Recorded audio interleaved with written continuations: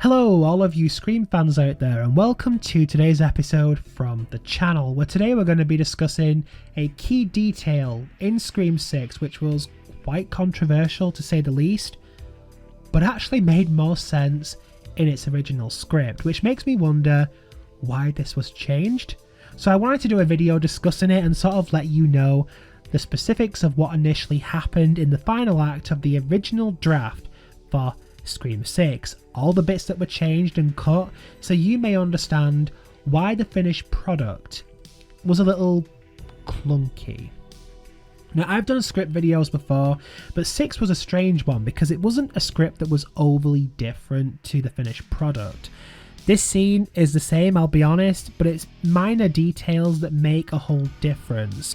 So before I ramble on, before we do proceed forward, I just wanted to ask you guys, if you haven't subscribed yet, if this is your first time here, then please consider hitting that subscribe button so you don't miss any Scream content that comes out of the channel. And also consider giving the video a like if you enjoy this type of content, as it lets me know this is more of what you want to see.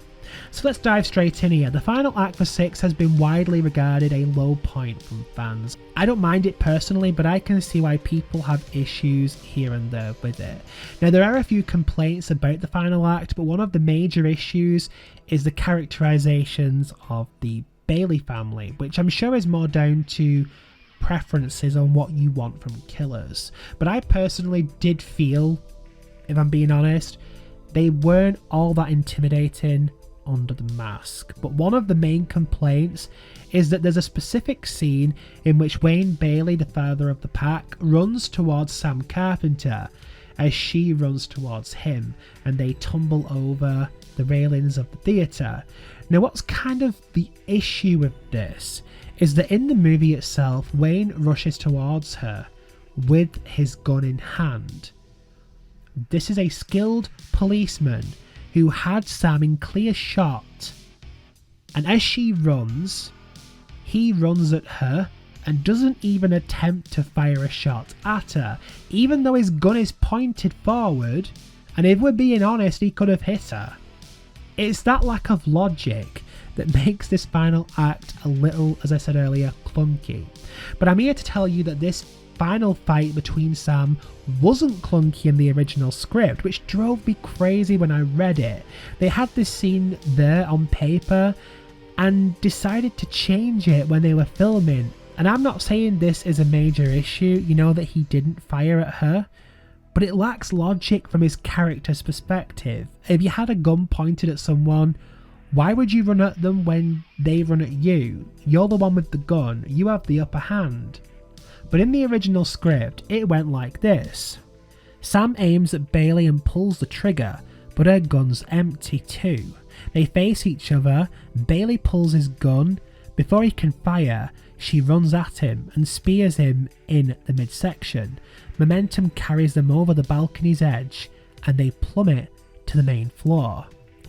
It's so minor here, but can you see how much more sense this makes? Bailey's gun wasn't out when he realised Quinn was dead.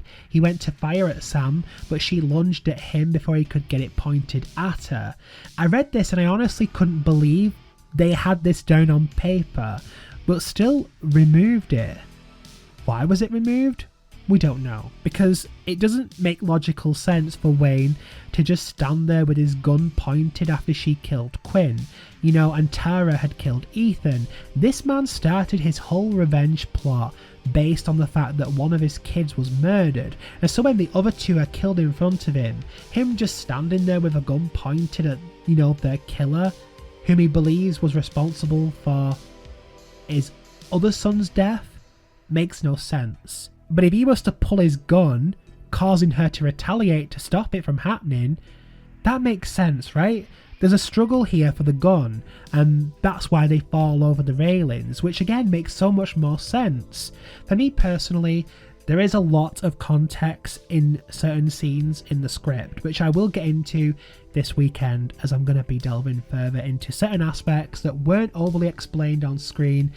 But this scene itself is so silly to cut. It makes me wonder if production was rushed somewhat and they didn't have time to sort of reconsider the scene with Bailey and Sam. Now, adding to this, there's moments in the script that make so much more sense without cut dialogue, and it annoys me that they cut dialogue but leave responses to it in the movie, and the audience is left considering what the hell it means and, you know, why this character is saying that. Watch this clip a moment. Get it now for what you done to him that I knew, along with anyone else. There she is. There's the fucking killer.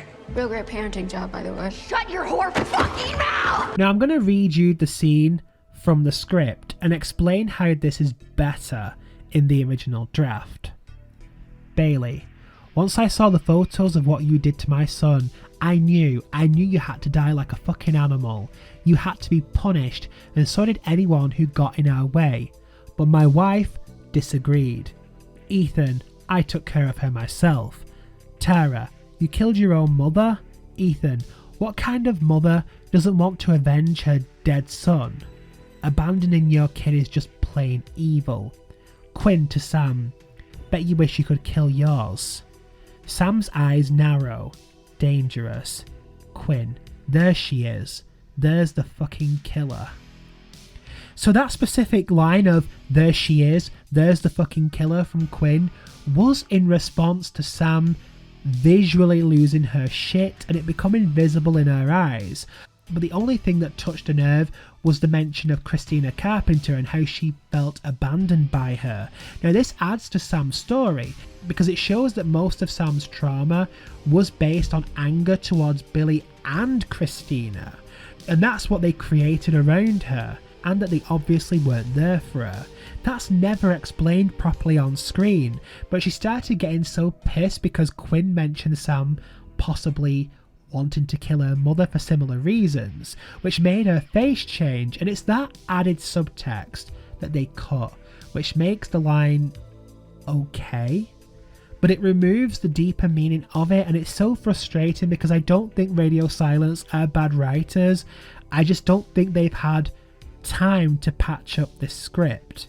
But to me the final act was so much better in the original draft. There was no direction for the goofiness, for, you know, some of the acting on how some lines were delivered. This was all sort of added later when they were filming. The actual script was dark. It was more menacing and very much more intimidating for the girls being circled by the family, you know, like a pack of lions as it's described in the script.